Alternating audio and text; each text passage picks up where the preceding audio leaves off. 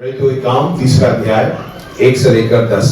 पतरस और यूहन्ना तीसरे पहर प्रार्थना के समय मंदिर में जा रहे थे और लोग एक जन्म के लंगड़े को ला रहे थे, जिसको वे प्रतिदिन मंदिर के उस द्वार पर जो सुंदर कहलाता है बैठा देते थे कि वह मंदिर में जाने वालों से भीख मांगे।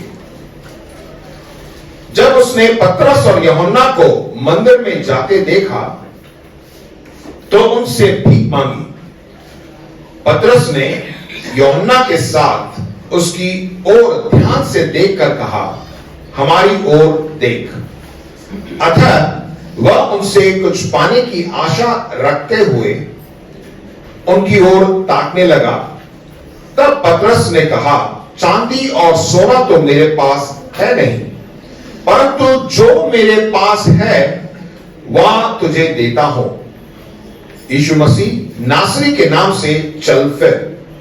और उसने उसका दाहिना हाथ पकड़ के उसे उठाया और तुरंत उसके पांव और टखनों में बल आ गया। वह उछल कर खड़ा हो गया और चलने फिरने लगा और चलता और कूदता और परमेश्वर की स्तुति करता हुआ उनके साथ मंदिर में गया। सब लोगों ने उसे चलते फिरते और परमेश्वर की स्तुति करते देखकर उसको पहचान लिया कि वह वही है जो मंदिर में सुंदर फाटक पर बैठकर भीख मांगा करता था। और उस घटना से जो उसके साथ हुई थी वे बहुत अचंभित और चकित हुए। जब हम इन वचनों को पढ़ते हैं, आपने बहुत सी बार जो है बाइबल में इसको पढ़ा होगा, इस घटने के बारे में आपने जाना होगा, ये सच्ची घटना है। और हम देखते हैं कि यहाँ पर एक लंगड़ा व्यक्ति है और इस लंगड़े व्यक्ति के बारे में बड़े साफ तरीके से लिखा गया है। क्या लिखा गया है? देखिए, दूसरी आयत में इस प्रकार लिखा है, और लोग एक जन्म के लंगड़े को ला रहे थे, जिसको वे प्रतिदिन मंदिर के उस द्वार पर जो सुंदर कहलाता है बैठा देते थे कि वह मंदिर में जाने वालों से भीख मांगे। इस वचन से हमें मालूम पड़ता है कि यह एक लंगड़ा व्यक्ति है और वो जन्म से ही लंगड़ा है। जब वो पैदा हुआ था तो वो लंगड़ा था। और उसमें इस प्रकार लिखा हुआ है कि उसको दो लोग उठा के लेके आया करते थे और उसको कहां बिठा दिया करते थे? सुंदर नामक फाटक, यानी परमेश्वर के भवन के पास जो है उसको बिठा दिया करते थे। इससे हमें मालूम पड़ता है कि वो व्यक्ति कभी भी खड़ा ही नहीं हो पाया होगा। वो कभी भी अपने 2 पांव से खड़ा नहीं हो पाएगा क्योंकि वो लंगड़ा है। और आप यदि उसके अगले अध्याय 4 अध्याय के 22वें वचन में अगर आप देखेंगे, उसमें लिखा हुआ है कि उस व्यक्ति की उम्र करीब 40 साल से ऊपर थी। मतलब अपने जीवन के आधी जीवन जो है वो लंगड़ा ही था।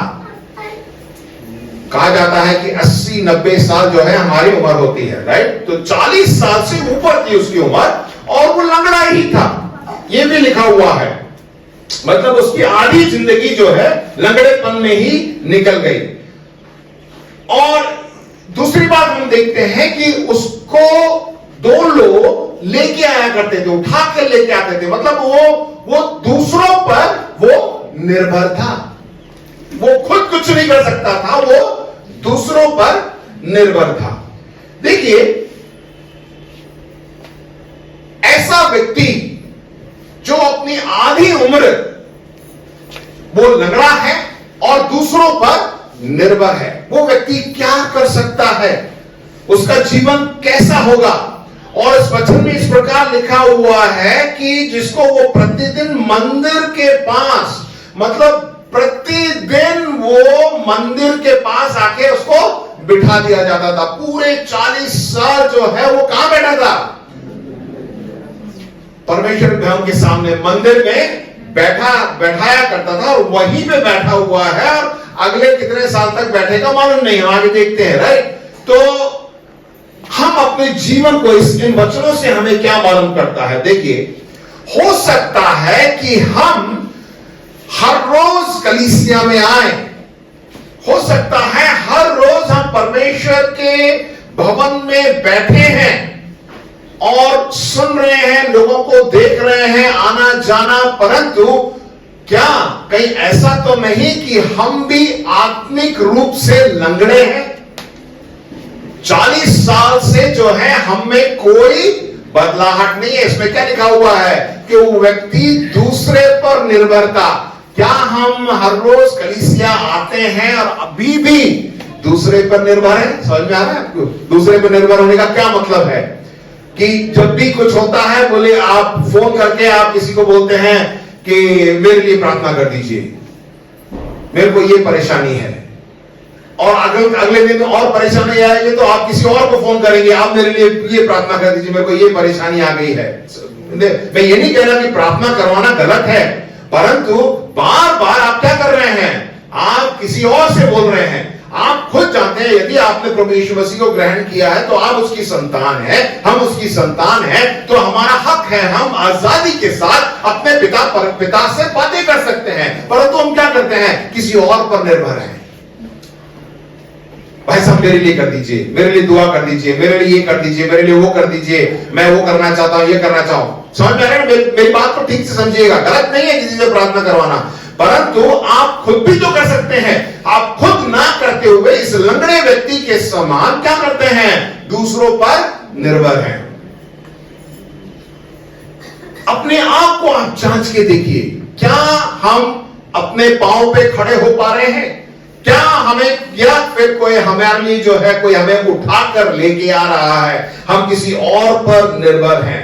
हो सकता है आप कलीसिया में आ रहे हैं, लगातार आ रहे हैं, इतवार की सभा में जो है आप जुड़ रहे हैं, बुधवार की बाइबल स्टडी में जुड़ रहे हैं, शुक्रवार की प्रार्थना में जुड़ रहे हैं, परंतु अभी भी हम किसी और पर निर्भर हैं, हम अपने पांव पर नहीं खड़े हो पा रहे हैं। बहुत सी बात प्रिय भाई बहनों, सिर्फ शारीरिक रूप में ये लंगड़ापन नहीं है, परंतु बहुत सी बार आत्मिक रूप में भी हम लंगड़े हो जाते हैं, मानसिक रूप में भी हम लंगड़े हो जाते हैं, और सामाजिक रूप में भी लंगड़े हो जाते हैं। कैसे?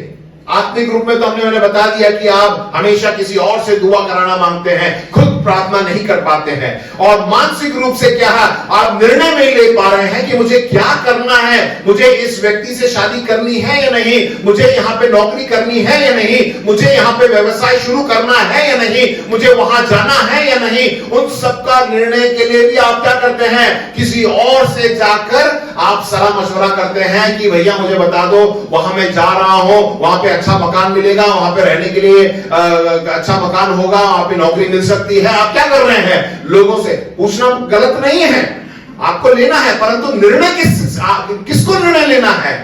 आपको खुद लेना है। मुझे खुद निर्णय लेना है कि मुझे वो करना है या नहीं। बहुत सी बार हम खुद नहीं लेते, हम किसी और के बोलने पर, नहीं उस भाई ने बोला कि वहां बहुत अच्छी जगह है, वहां चले जाओ। किसी भाई ने किसी व्यक्ति ने बोला कि इस घर में जो है उनकी लड़का या लड़की जो है बहुत अच्छा है, शादी कर लो। उनके कहने पर आपने शादी कर ली। क्या आप खुद नहीं पूछ सकते थे?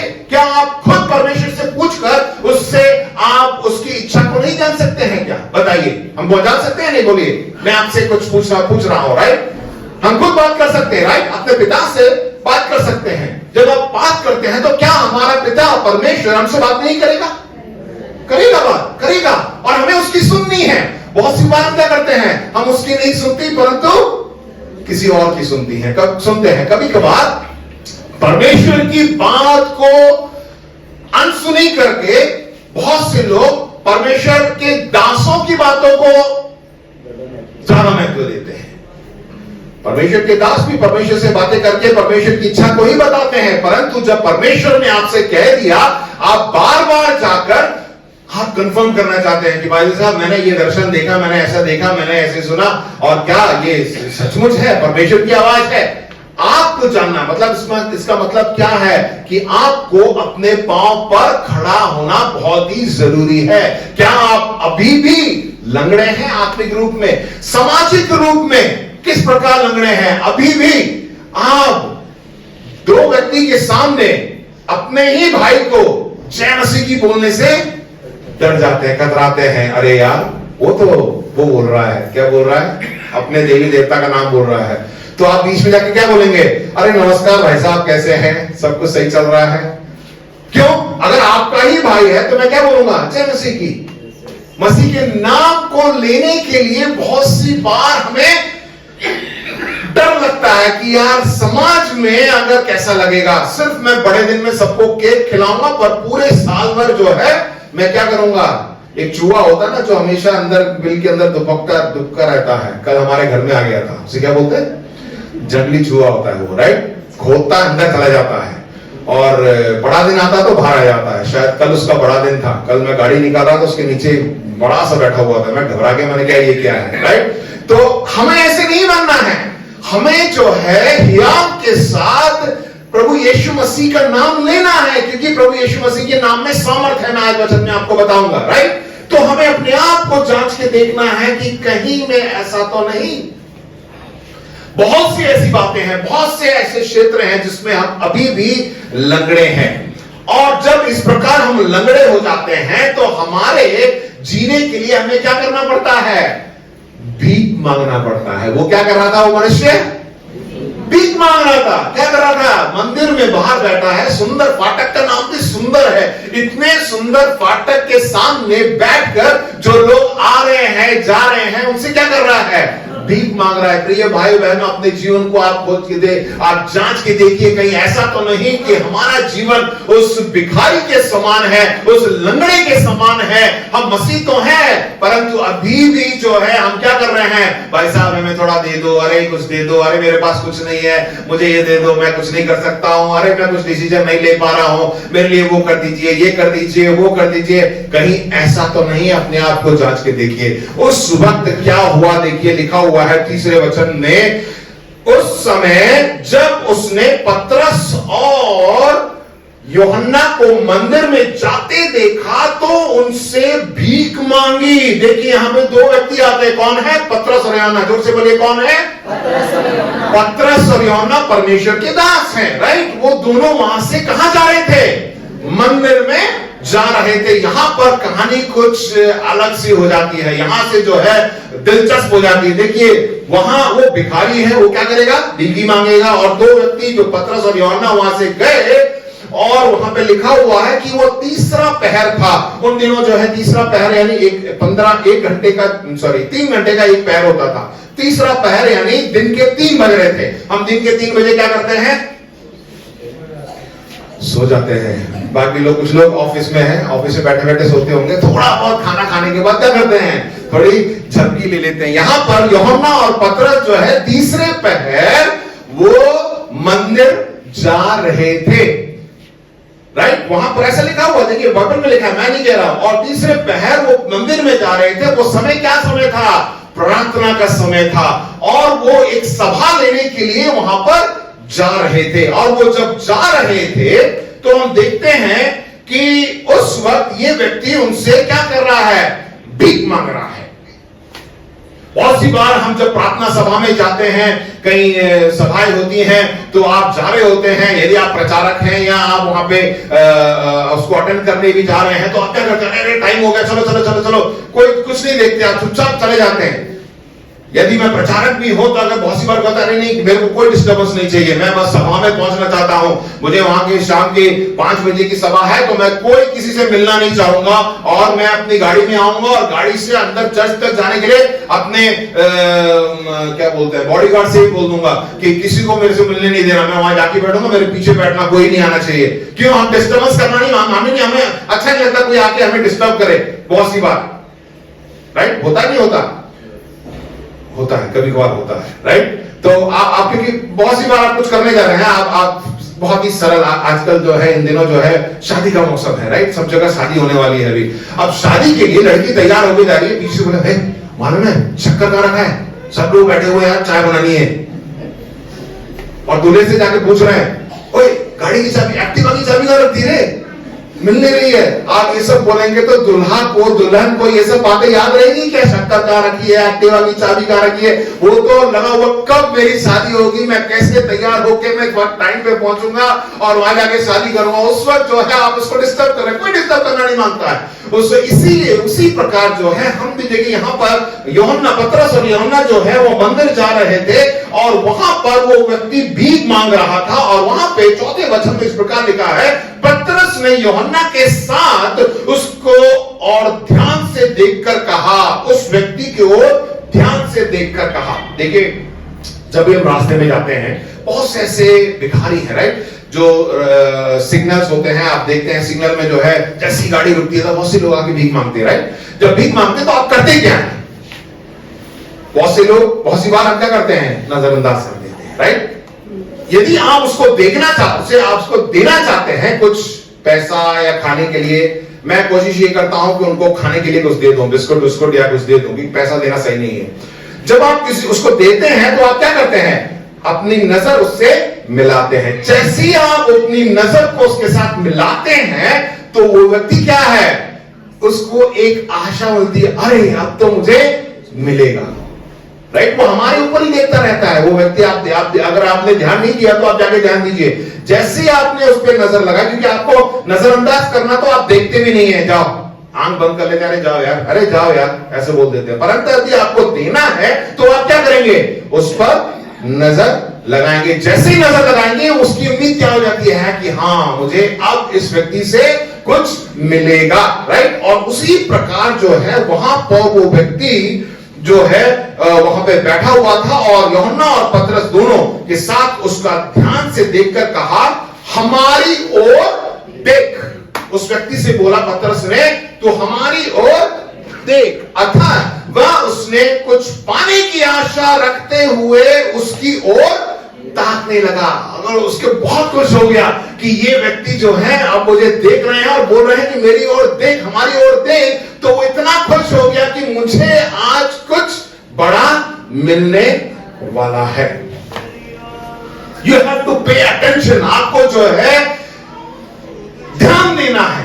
जब आप परमेश्वर आपसे कहता है कि बेटा मेरी बात सुन, मुझे देख, तो आपको पूरा ध्यान परमेश्वर की ओर लगा देना है।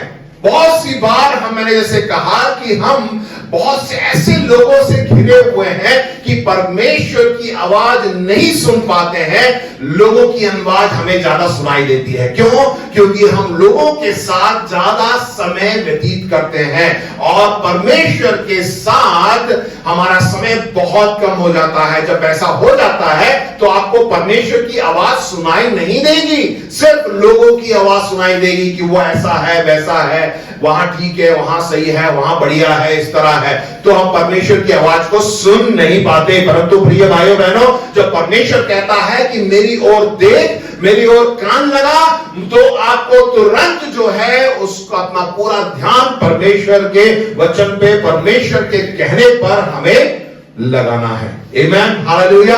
अब देखिए आगे और दिलचस्प बात हो रही है।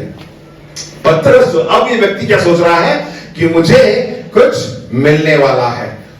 और आगे क्या कहता है, अतः वह उनसे कुछ पाने की आशा रखते हुए उनकी ओर ताकने लगा।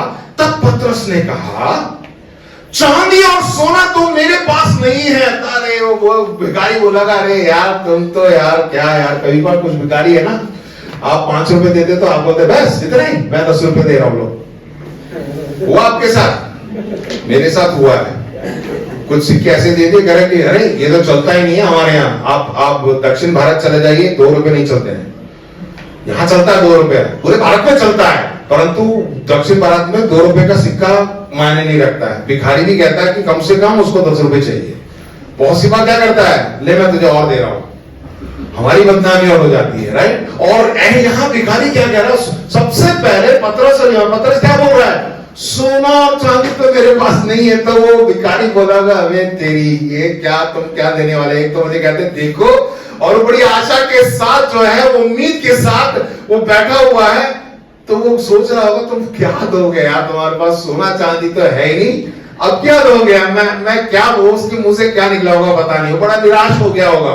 और यहां पे लिखा हुआ है, चांदी और सोना तो मेरे पास है नहीं, परंतु जो मेरे पास है वो तुझे देता हूं।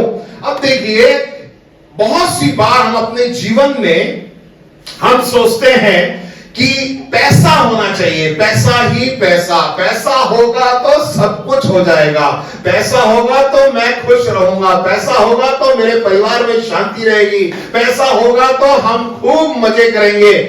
प्रिय भाइयों बहनों, बहुत सी ऐसी चीज है जो कि पैसा नहीं खरीद सकती है।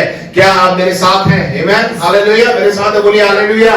बहुत सी ऐसी बात है पैसा नहीं खरीद सकती है, और इसीलिए पतरस ने उसने बोला कि सोना और चांदी तो मेरे पास नहीं है, परंतु मेरे पास एक ऐसी चीज है जिसको आप पैसे से भी नहीं खरीद सकते हैं, वो चीज मैं आपको दूंगा। परमेश्वर आपसे बता रहा है, प्रिय भाइयों बहनों, बहुत सी बार हम सोचते हैं कि मैं इतना कुछ कर लूंगा, इतना कमा लूंगा, और एक दिन जो है मैं ऐसा घर बनाऊंगा, ऐसा करूंगा, मेरे परिवार में ऐसा। प्रिय भाइयों बहनों, परमेश्वर आपको बता रहा है कि कुछ ऐसी बातें हैं जिसको आप खुद कमा नहीं सकते हैं, परंतु परमेश्वर एक ऐसी चीज आपको देगा जिसके साथ ये सारी चीजें आपको प्राप्त होंगी। विश्वास करते हैं तो बोलिए हालेलुया। परमेश्वर के लिए जोर से ताली बजाइए।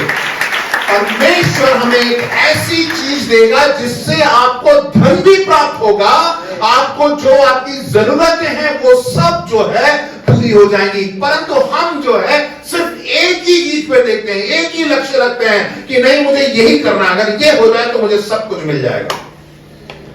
ये गलत है। अब पतरस और यूहन्ना क्या दे सकते थे, उसमें देखिए आगे लिखा हुआ है,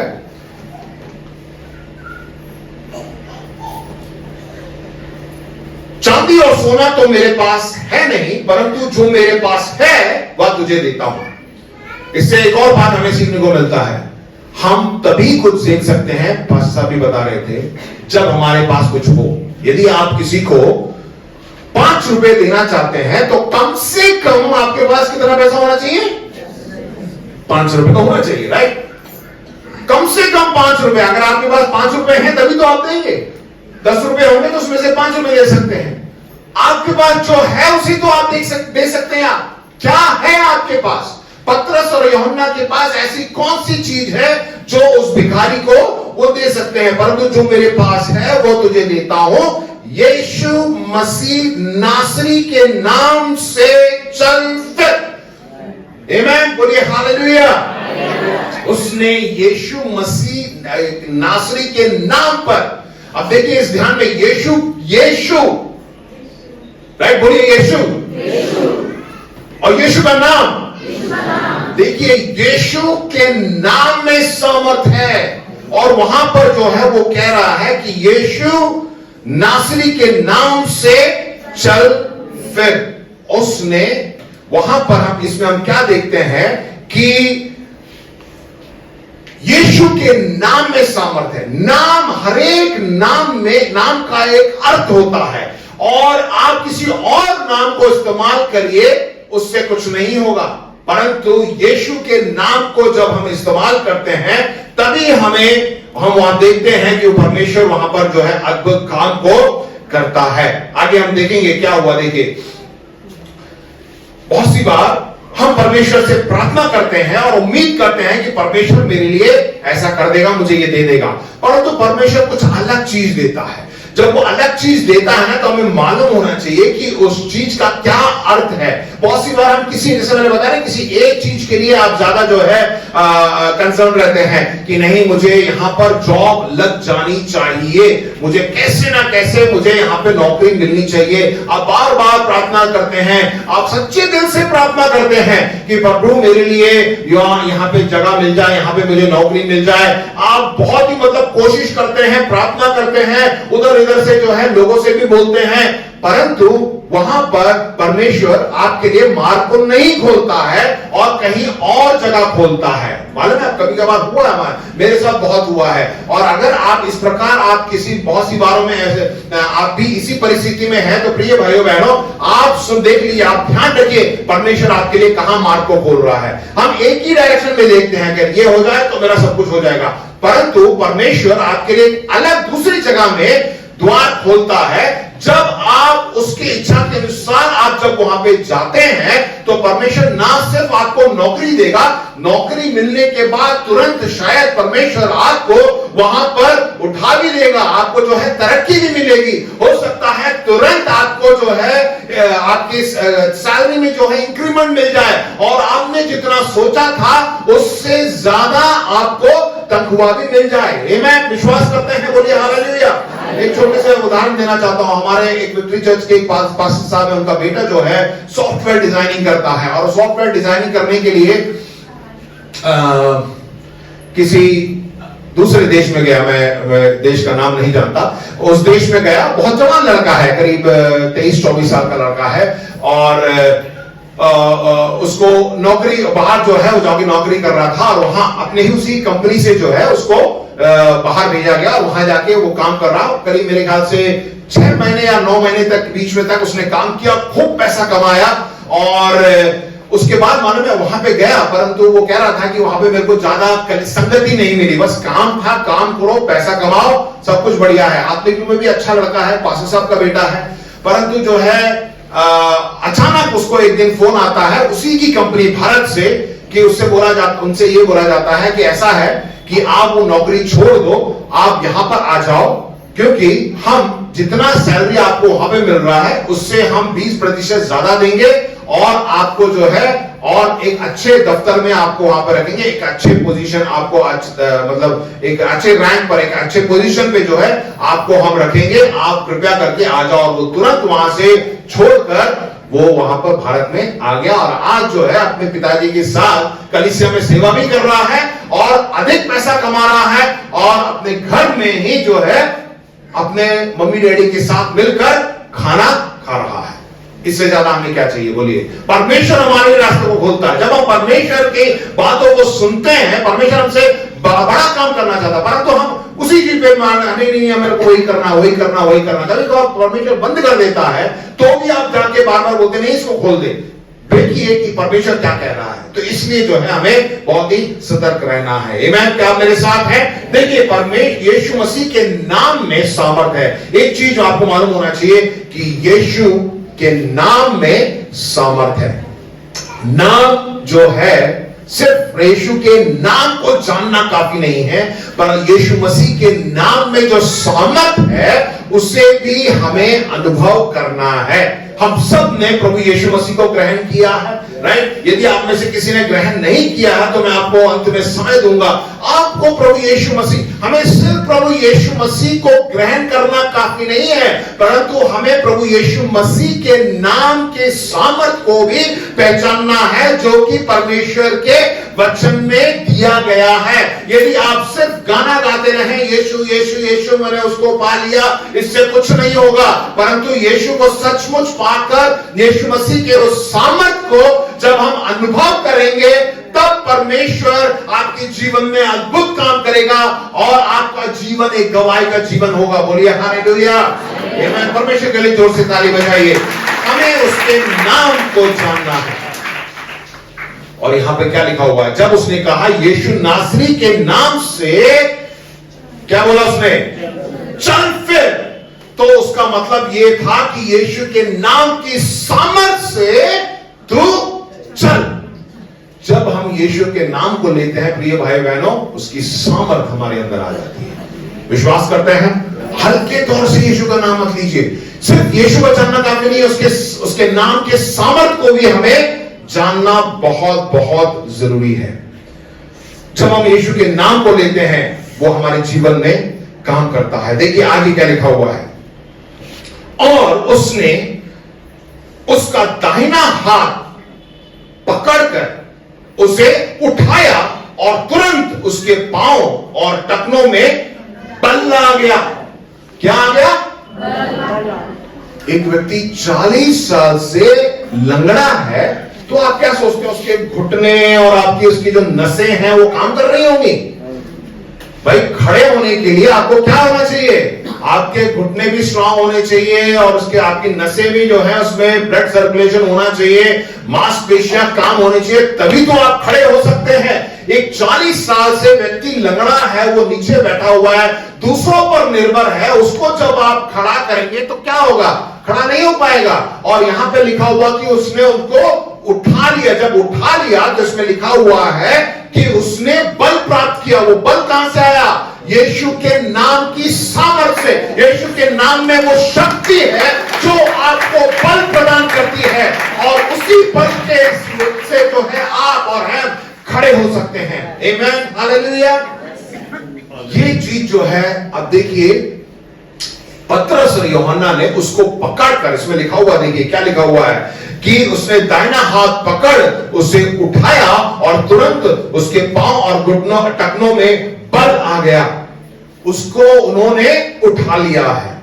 प्रिय भाई बहनों, जैसे मैंने आपको बताया कि जब हम मसीह जीवन में जीते हैं तो हमें क्या करना है? वो व्यक्ति आरंभ में किसी और 2 व्यक्ति पर निर्भर था, है ना? उसे उठाकर मंदिर के सामने बिठा दिया जाता था। परंतु प्रिय भाई बहनों, हमें ऐसे लोगों की जरूरत नहीं है जो आपको उठा के लाए मंदिर के सामने खड़ा कर दें, मंदिर के सामने बिठा दें। हमें कैसे लोगों की जरूरत है? पतरस और यूहन्ना जैसे लोगों की जरूरत है जो आपको खड़ा करें। प्रिय, अपने आप को आप जांच के देखिए, आप अपने जीवन में, अपने हर रोज अपने जीवन में किन लोगों के साथ अपना समय व्यतीत करते हैं? क्या ऐसे व्यक्तियों के साथ समय व्यतीत करते हैं जो आपको हमेशा उठा के लेके आके बिठा देते हैं यहाँ पर, रोज आपको गाड़ी में लिफ्ट ले जाएंगे और वहां जाके उतार देंगे, और जब वापस आते वक्त फिर से वहां से उठा के लाके घर पे छोड़ देंगे और आप ऐसे ही बैठे हुए हैं? कहीं ऐसा तो नहीं कि क्या आप खुद अपने पांव पे खड़े हैं, या कोई ऐसे व्यक्ति है जो आपको पकड़ कर कहे कि उठो और चलो, और आपको क्या करता है? आपको बल और सामर्थ मिलता है, आप चलते हैं। क्या आप ऐसे लोगों के बीच में हैं, ऐसे आत्मिक लोगों के बीच में हैं जो आपको उत्साहित करते हैं? नहीं भैया, नहीं बहन, आप निराश मत हो, आप प्रार्थना करिए, आप वचन पढ़िए, परमेश्वर आपके लिए मार्ग खोलेगा, परमेश्वर आपको चिंता करेगा, परमेश्वर आपकी दुआ को सुनेगा, आपके पति को छुएगा, आपकी पत्नी को छुएगा, आपके बच्चों को छुएगा। ऐसे लोगों के बीच में आप समय व्यतीत करते हैं, या कुछ ऐसे लोग, अरे आपका बेटा तो नालायक है, ऐसा करो, उसको वहां डाल दो हॉस्टल में, वहां जाएगा सुधर जाएगा, उसको ऐसे स्कूल में डालो जिसपे डंडे मारते हो, अपने आप सुधर जाएगा। अरे आपके पति पीते हैं, उनको उस सेंटर में भेज दो, वहां पे देखो सब टाइट करके भेज देंगे आपको। आपकी पत्नी बहुत ज्यादा आपसे लड़ाई झगड़ा करती है, ऐसा करो इसको मायके भेज दो, 6 महीने तक उससे बात ही मत करना। हंसी आती है ना, बहुत से लोग सचमुच ऐसा कहते हैं। क्या आप ऐसे लोगों के बीच में हैं? क्या आप ऐसे लोगों के बीच में जो आपको उत्साहित करें, आपको खड़ा करें, पतरस यूहन्ना के समान खड़ा कर देते हैं और हम कहते हैं, आपको उत्साहित करते हैं, आप प्रार्थना करिए, परमेश्वर जो है आपकी मदद करेगा। और यहां पर क्या लिखा है? पतरस और यूहन्ना ने उससे कहा, यीशु नासरी के नाम पे तू खड़ा हो जा, और उसको उठा दिया, और उसके घुटनों में जो है क्या? बल मिला। और ऐसे लोगों के बीच में जब हम रहेंगे तभी जो है हम सामर्थ को प्राप्त करेंगे, परमेश्वर हमें बल देगा और आगे मसीह जीवन में आप आगे बढ़ सकेंगे। देखिए आगे, देखिए क्या लिखा हुआ है 8वें वचन में, वे उछल कर खड़ा हो गया और चलने फिरने लगा और चलता और कूदता और परमेश्वर की स्तुति करता हुआ उनके साथ मंदिर में गया। आमीन, परमेश्वर के लिए जोर से ताली बजाइए। यहां एक अद्भुत काम हुआ जब हम उसको ऐसे लोगों के बीच में रहते हैं जो हमें खड़ा करते हैं, उत्साहित करते हैं, परमेश्वर के वचन में अगुवाई करते हैं, तो हम क्या होते हैं? उछलते कूदते हुए। इसका मतलब क्या है कि वो बहुत ही आनंदित हुआ और परमेश्वर के भवन में उन्हीं के साथ वो चला गया। आमीन, हालेलुया। एक अद्भुत काम। 40 साल से जो व्यक्ति लंगड़ा था वो उछल रहा है, कूद रहा है। इतना ही काफी नहीं है। बहुत सी बार हमें अपने आप को अलाउ करना है, क्या बोलेंगे, अपने आप को देना है कि लोग आपको खड़ा करें। बहुत सी बार आप क्या करते हैं, नहीं आप कुछ भी कर लो, नहीं मैं तो क्यों लूंगा, नहीं, अरे ऐसे कैसे हो जाएगा, अरे ऐसे कैसे हो जाएगा, प्रार्थना करने से हो जाएगा क्या, अरे ऐसे ही बोलते रहते हैं लोग, इनका काम ही है। अगर आप अपने आप को अनुमति नहीं देंगे कि आपको कोई पकड़ के खड़ा करे तो आप बैठे ही रहेंगे, आप लंगड़े ही रहेंगे। उस व्यक्ति ने क्या कहा, जैसे उसने कहा, देखिए पहले वो निराश है। क्यों निराश है? क्योंकि पतरस और हमने क्या बोला, सोना चांदी तो मेरे पास है ही नहीं। तो बोले अरे यार तुम किस लिए आए हो? तो भी उसने क्या किया, ठीक है, उसने कहा चलो उठा दो मुझे, और उन्होंने उसको उठा दिया। प्रिय भाइयों बहनों, जब परमेश्वर के दास दासियों के बीच में या विश्वासियों भाई बहन के साथ आप रहते हैं, आप उनको अनुमति दीजिए कि वो आपके लिए प्रार्थना करें, और आपको आप जैसे जिन वचनों से वो आपको उत्साहित करते हैं उसको सुनिए और अंदर उसको काम करने दीजिए, तभी तो जो है वहां पे कुछ होगा। आमेन, हालेलुया। और आगे देखिए, वो व्यक्ति इतना खुश हुआ, वो आनंदित हुआ, और वो परमेश्वर के भवन में उनके साथ ही चला गया। जब एक अद्भुत काम हमारे जीवन में हो जाता है तो हमें क्या करना है, बताइए, हमें क्या करना चाहिए? परमेश्वर ने हमारे जीवन में एक अद्भुत काम को किया है, हम क्या करें? परमेश्वर का धन्यवाद करिए, राइट? परमेश्वर का धन्यवाद करना है। उसके बाद क्या करेंगे आप? क्या करेंगे बोलिए? अरे चंगाई हो गई, चलो घर पे बैठ जाओ। देखिए क्या लिखा हुआ है, राइट? वो उछल कर खड़ा हो गया और चलने फिरने लगा और चलता और कूदता और परमेश्वर की स्तुति करता हुआ उनके साथ मंदिर में गया। उछलता कूदता हुआ सबसे पहले कहां गया? परमेश्वर के मंदिर में गया। हमें परमेश्वर के भवन में जाना बहुत जरूरी है। आगे देखिए क्या लिखा हुआ है, सब लोगों ने उसे चलते फिरते और परमेश्वर की स्तुति करते हुए देखा। उन्होंने देखा कि अरे यार ये वही व्यक्ति है जो बाहर 40 साल से पड़ा रहता था और भीख मांगा करता, आज क्या कर रहा है? ये तो चल रहा फिर रहा है, उछल रहा है, कूद रहा है। उसको पहचान लिया कि वह वही है जो मंदिर के सुंदर फाटक पर बैठकर भीख मांगा करता था। और उस घटना से जो उसके साथ हुई थी वे बहुत अचंभित और चकित हुए। वो मंदिर में गया और पतरस और यूहन्ना ने बैठा कर उससे बातें की होंगी, और लोगों ने भी आके बातें की होंगी, जांच किया होगा कि ये सचमुच वही व्यक्ति है क्या। उससे पूछा होगा क्या हुआ, और उस व्यक्ति ने जो है अपनी गवाही दी होगी। प्रिय भाइयों बहनों, यही इसी बात के लिए परमेश्वर हमारे जीवन में चमत्कार करता है। हम हमेशा प्रार्थना करते हैं कि हर एक विश्वासी प्रार्थना के जीवन में, वचन के जीवन में और संगति करने में आगे बढ़े। जब आप ये तीनों को काम करते हैं तो परमेश्वर जो है आपको मौका देता है कि आप प्रभु यीशु मसीह का सुसमाचार उन लोगों तक पहुंचाएं जहां जिन लोगों को अभी तक नहीं जाना है कि यीशु मसीह ही उद्धार करता है। परमेश्वर हमें मौका देता है, और आपको इस तरह की गवाही, आप ये मत सोचिए कि मैं क्या गवाही दूं, मैं क्या बोलूं। परमेश्वर ने आपसे इतना प्रेम किया कि उसने अपना इकलौता पुत्र प्रभु यीशु मसीह को भेज दिया, ताकि जो कोई उस यीशु मसीह पर विश्वास करे वो नाश ना हो परंतु अनंत जीवन को प्राप्त करे। और उसी वजह से जो है हमें उद्धार प्राप्त हुआ है। आमेन, हालेलुया। और यही हमारी गवाही है। आप लोगों को जाके बताइए कि यीशु के नाम से मैंने उद्धार को प्राप्त किया, यीशु के नाम से मुझे चंगाई प्राप्त हुई, यीशु के नाम से मैं छुड़ाया गया, यीशु के नाम से मैं चलने लगा, फिरने लगा, कूदने लगा। आमेन। इस प्रकार यही गवाही है।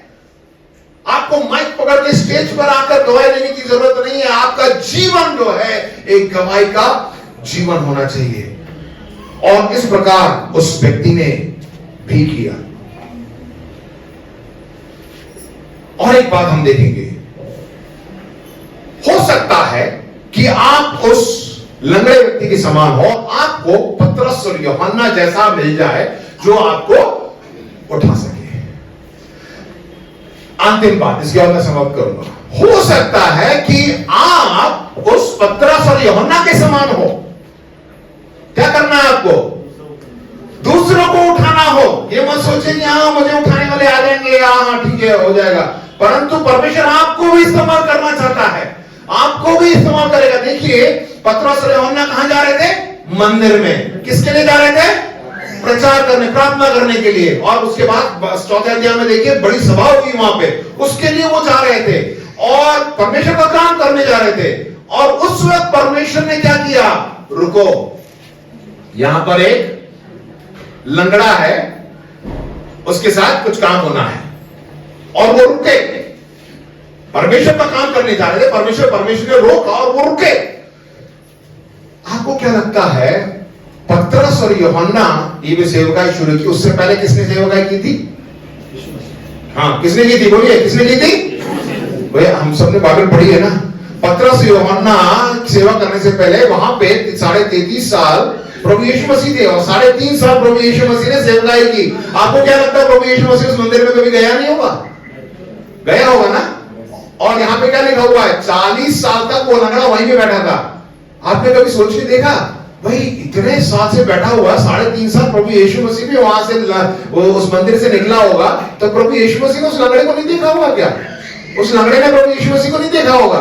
प्रिय भाई बहनों, कभी कभार परमेश्वर चाहता है, वो जानता है कि किस समय किसके द्वारा और किस वक्त पर जो है आपको चंगाई मिले और आपका काम पूरा हो। परमेश्वर जरूर काम करेगा, क्योंकि अगले देखिए अगले में देखते हैं, वो जानता था और यीशु मसीह ने छोड़ दिया था कि चलो ये मेरा काम नहीं है, पतरस और यूहन्ना आगे करेंगे। और वो कैसे करेंगे? मेरे नाम से ही करेंगे। और ऐसा किया। आगे चौथे अध्याय में पढ़ के देखिए, लिखा हुआ है उस सभा में जब वो गए, पतरस और यूहन्ना जब प्रचार किया, तो वहां 5,000 सिर्फ पुरुष आदमी लोग जो है उद्धार को प्राप्त करते हैं। आमेन, हालेलुया। परमेश्वर अपनी महिमा को मांगता है। आमेन, प्रभु के लिए जोर से ताली बजाइए। परमेश्वर ने आपको चुकाई दी है, परमेश्वर उससे अपनी महिमा को लेना मांगता है। कभी कहा, जैसे मैंने बताया कि परमेश्वर शायद आपको पतरस और यूहन्ना के समान देखना मांगता। वो चाहता है कि आप ऐसे लोगों की मदद करें जो गिरे हुए हैं, जो लंगड़े हैं, आत्मिक रूप से लंगड़े हैं, शारीरिक रूप से लंगड़े हैं, सामाजिक रूप से लंगड़े हैं, मानसिक रूप से लंगड़े हैं। आपको क्या करना है? उनको जाके बताना है। क्या बोलना है? सिंपल सी बात बताइए, क्या बोलना है? यीशु के नाम से चल। इसको बोलने में आपको कोई झिझक है क्या? है? सिर्फ कोई व्यक्ति कह रहा है कि भाई मेरे घर में बीमारी है, तो आपको क्या बोलना है? सिर्फ वहां जाके बताना है यीशु मसीह के बारे में, और आपको बोलिए यीशु मसीह के नाम से आपको चंगाई मिले। देखिए, हम अपना काम करें। पतरस और यूहन्ना के अंदर कोई ऐसी सामर्थ नहीं थी कि उनके बोलने पर वो लंगड़ा चल गया, परंतु वो समय और वो जानते थे कि प्रभु यीशु मसीह के नाम में वो सामर्थ है। वो एकदम सही टाइम पे जो है अलाइन हो गए थे कि इसी समय उस व्यक्ति को खड़ा होना, चलना फिरना। जैसे मैंने पहले बताया, 3.5 साल पहले यीशु मसीह ने भी सेवा की, उस वक्त तो लंगड़ा नहीं चंगा हुआ, यीशु मसीह ने भी उसे नहीं देखा, परंतु पतरस और यूहन्ना जब वहां पे गए, उस समय उसका चंगा होना निश्चित था, और वहां पर परमेश्वर का कार्य हुआ और परमेश्वर को महिमा मिली। हो सकता है आपके प्रार्थना के बाद वहां पे कुछ भी ना हो, परंतु यीशु मसीह काम जरूर करता है। किसी काम को वो जब आरंभ करता है तो वो धीरे धीरे नहीं, अगर वो वहां पे चमत्कार करना मांगता है तो तुरंत वहां पे करेगा। क्या हम उस समय को पहचान ले? वो पतरस के पास वो एक वरदान था, वो विश्वास का वो वरदान था। उसने क्या किया? पकड़ के उसने खड़ा कर दिया। मैं ये नहीं कह रहा हूं आप जाके किसी लंगड़े को खड़ा कर दे, पकड़ के खड़ा कर दे और बोले चल फिर, तो उसका छोड़ेंगे तो बेचारा गिर ही जाएगा। परंतु आपके अंदर वो वरदान है, अगर आप जानते हैं कि प्रभु यीशु मसीह ने मुझे बोला है और इस वक्त वो सामर्थ को मैं देख पाऊंगा, आप जरूर करिए। बहुत से लोग ऐसे परमेश्वर के दासों को परमेश्वर इस्तेमाल करता होता है, परंतु आप जाके प्रार्थना करके आइए, प्रार्थना करिए, परमेश्वर जो है आपको इस्तेमाल करेगा। प्रिय भाइयों बहनों, अंत में बस इतना ही बताना चाहूंगा कि परमेश्वर जो है चाहता है कि हम उस लंगड़ेपन से बाहर निकले, राइट? उसके लिए क्या करना है? आप दूसरों को अनुमति दें, अपने भाई बहनों को, विश्वासी भाई बहन जो आत्मिक रूप में आपसे आगे हैं, उनको अनुमति दें कि आपके लिए प्रार्थना करें, आपके लिए आपको उत्साहित करें, उनकी बातों को सुनिए। वो तब होगा जब हम आपस में संगति करेंगे, जब आप एक दूसरे के साथ मुलाकात करेंगे, अपनी बातों को रखेंगे। देखिए, उठाने का मतलब यह है कि आपको प्रार्थना करने में बोलना पड़ेगा। बहुत से लोग मेरे पास प्रार्थना करते हैं, दुआ कर दीजिए। किस लिए करना? आप कर दीजिए ना। दुआ कर दीजिए, अरे कर दीजिए ना। किसके लिए दुआ करना मालूम ही नहीं है। हो सकता है आप मेरे साथ उसको बांटने में आपको अच्छा ना लगे, तो अगर आप बहन हैं तो आप बहनों के साथ आप बांटिए, मेरे साथ ये परेशानी है। भाई है तो भाइयों के साथ बांटिए कि मेरे साथ ये परेशानी है। ये परिवार रूप में है तो आप परिवार रूप में आके हमारे साथ बांटिए कि ये परेशानी है। बहुत सी बार हम कहना नहीं मांगते, हमारा अच्छा नहीं लगता, परंतु आप बांटेंगे तभी तो उस चीज के लिए प्रार्थना करेंगे। वो लंगड़ा व्यक्ति था, इसीलिए पतरस ने क्या बोला कि तू उठ और चल। और उस लंगड़े व्यक्ति से बोलता तू उठ और तू देखने लग, तो होता क्या वहां पे? देखता तो है, पहले से ही देख रहा है, वो गलत प्रार्थना हो जाएगी। इसीलिए हमें परमेश्वर से जब मांगते हैं तो हमें सही रूप से मांगना है। आपको संगति करनी है, राइट? संगति करनी है। परमेश्वर जो है, अब एक दूसरे के साथ जब संगति करेंगे आप परमेश्वर करेंगे। जब आप प्रार्थना करेंगे परमेश्वर से, प्रार्थना आपकी सुनी जाएगी। जब एक साथ मिलेंगे, वचनों का पढ़ा जाता है, तो वचनों से परमेश्वर आपसे बातें करेगा। तब परमेश्वर आपके जीवन में अद्भुत काम करेगा, और उस अद्भुत काम को आप और तीसरे व्यक्ति के पास जाके उसको सुना सकते हैं, और सुसमाचार इसी प्रकार बढ़ेगा। और हमें क्या करना है? हमें अनुमति देनी है कि लोग जो है, अब आपके जो भाई बहन हैं, आप उसको खड़ा करें। आप किसके साथ संगति कर रहे हैं, इस चीज का आप ध्यान से देखिएगा, ठीक है? और इसी प्रकार हम आगे, बहुत सी बार परमेश्वर हमें इस्तेमाल करना मांगता है, तो तैयार रहिए। अगर परमेश्वर आपसे कह रहा है कि इस व्यक्ति को सुसमाचार बता, तो आप बता दीजिए। आप उसके बारे में ये मत सोचिए कि नहीं मैं कल दे दूंगा, परसों बता दूंगा, अगले साल बता दूंगा। नहीं, यही समय है, आप तुरंत उसको बताइए। क्योंकि अगर पतरस और यूहन्ना उस वक्त मंदिर में जाने से पहले वो रुकते नहीं और उसे नहीं बोलते, ये सब घटना नहीं घटती, तो वो व्यक्ति हो सकता था अपनी पूरी जिंदगी भर लंगड़ा ही रहता। परंतु वो वहां पे रुके और परमेश्वर की बात को माना, और वहां पर एक अद्भुत काम किया। और उसके बाद उस घटना के द्वारा 5000 पुरुष, और अधिक होंगे, महिलाएं भी होंगी, बच्चे भी होंगे, तो करीब 15,000 लोग होंगे। इतने लोगों ने उद्धार को प्राप्त किया और परमेश्वर को महिमा दी। परमेश्वर के जोर से ताली बजाएं।